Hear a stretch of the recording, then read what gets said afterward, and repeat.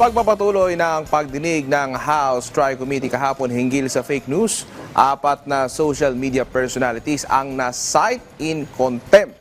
Ang kumpanyang Meta naman na nangangasiwa ng Facebook tiniyak ang mga pinaiiral na hakbang para masugpo ang pagkalat ng mga maling impormasyon online. Si Mela Lesmora sa detalye.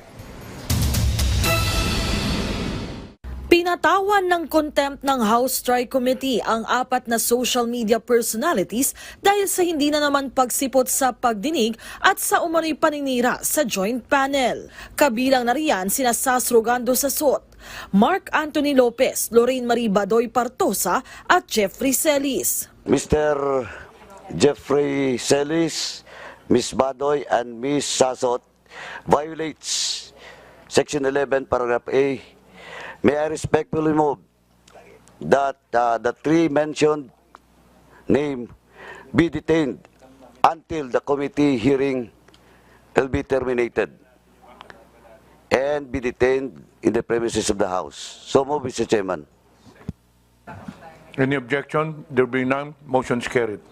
Sa panig naman ni Lopez na nag-vlog umano laban sa komite, siya'y makukulong ng 10 araw sa detention facility ng Kamara. Bagamat may mga hindi dumalo, marami rin namang vloggers at personalidad ang humarap sa pagdinig. Present ang mga opisyal mula sa kumpanyang Meta na siyang nangangasiwa sa Facebook at iba pang sikat na social media platforms. Tiniyak ng kumpanya na may hakbang na sila laban sa fake news, disinformation at misinformation. We have a 3-pronged approach to how we treat misinformation. Number 1, we remove the most harmful misinformation that can lead to offline physical violence.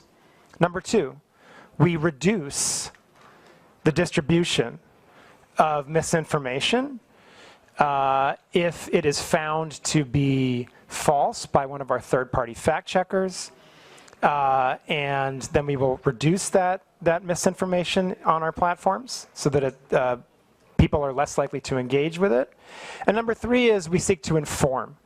If people have engaged with misinformation on our platforms, we want them to be informed that they have indeed done so.